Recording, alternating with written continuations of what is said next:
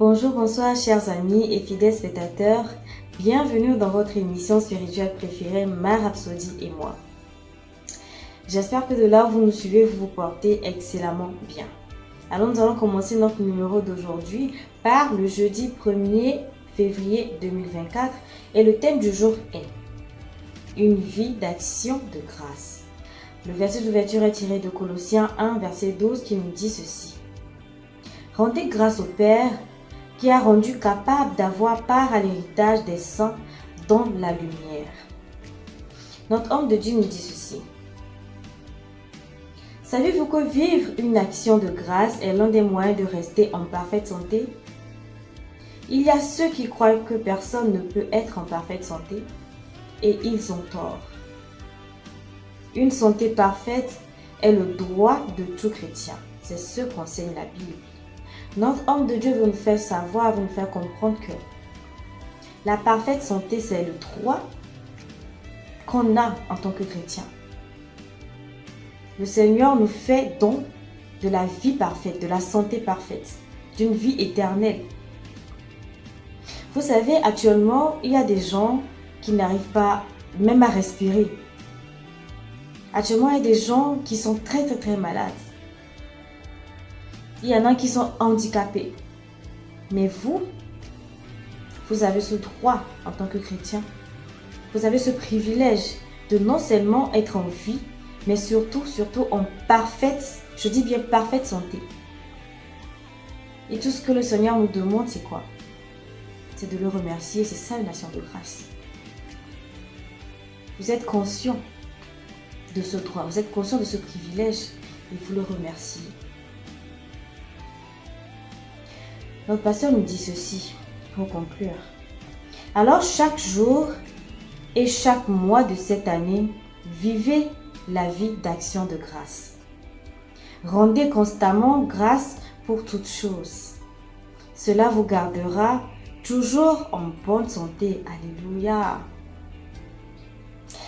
Nous passons au vendredi 2 février 2024 et le thème du jour est une vie excellente.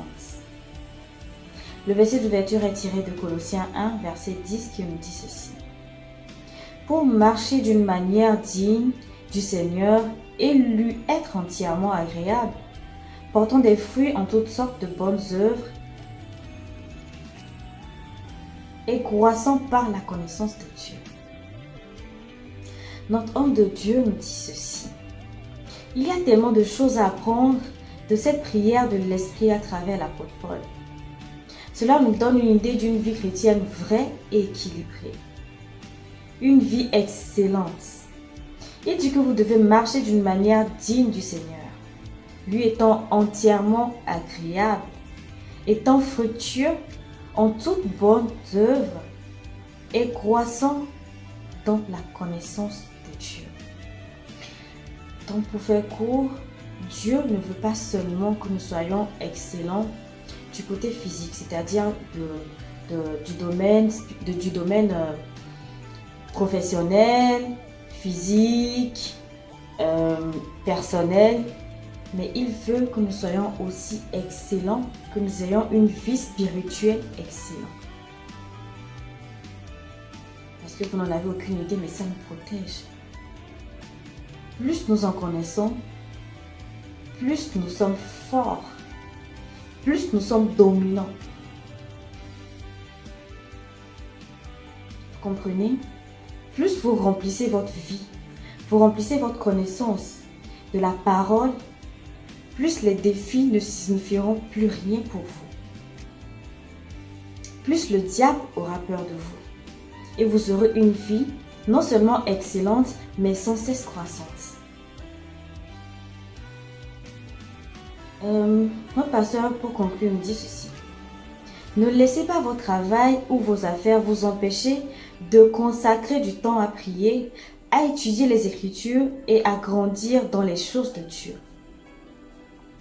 Une vie chrétienne véritable et équilibrée consiste à marcher dans la justice, à plaire au Seigneur en toutes choses et à être fructueux en toute bonne œuvre et croître dans la connaissance de Dieu. Alléluia.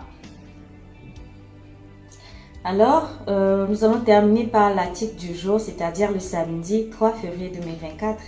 Et le thème d'aujourd'hui est « Produisez la victoire en toute situation ». Oh, alléluia! Le verset d'ouverture est tiré de 1 Corinthiens 15, verset 57, qui nous dit ceci. « Mais grâce soit rendue à Dieu, qui nous donne la victoire par notre Seigneur Jésus-Christ. » Oh, nous sommes encore au tout début de l'année et il est important de décider de la façon dont vous allez vivre. Soyez déterminés à gagner chaque jour. Vous allez mettre la parole à l'œuvre.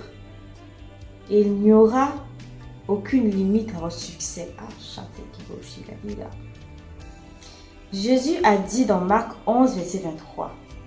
Je vous le dis en vérité, si quelqu'un dit à cette montagne, ôte-toi de là et jette-toi dans la mer, et s'il ne doute point en son cœur, mais croit que ce qu'il dit arrive, il le verra s'accomplir. Ensuite, dans Matthieu 17, verset 20, il dit, si vous aviez de la foi comme un grain de sénévé, vous diriez à cette montagne, transporte-toi d'ici là, et elle se transporterait, rien ne vous serait impossible. Cela signifie qu'avec votre foi, vous pouvez être n'importe qui. Vous pouvez avoir n'importe quoi et vous pouvez tout faire. Vous avez des possibilités infinies. Nos pasteurs poursuivent en disant ceci. La question est, mettez-vous votre foi à l'œuvre?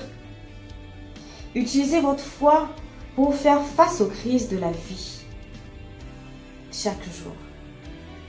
Agissez sur la parole. Jacques 1, verset 22 dit, mettez en pratique la parole et ne vous bornez pas à l'écouter, en vous trompant vous-même par des faux raisonnements.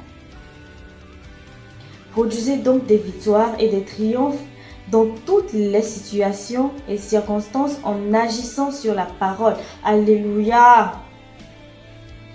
Je vous invite à prendre la prière avec moi. Veuillez répéter après moi s'il vous plaît. Cher Père, merci pour ta parole et sa capacité à produire en et pour moi ce dont elle parle. Je prends ma vie en main en développant ma foi à travers la parole et en la renforçant par son utilisation. Je produis ainsi des victoires et des triomphes dans toutes les situations et circonstances.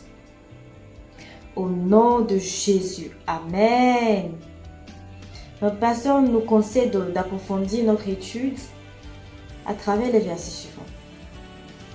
2 Corinthiens 2, verset 14. Jacques 1, verset 22 à 25. Nous voici arrivés à la fin de notre émission.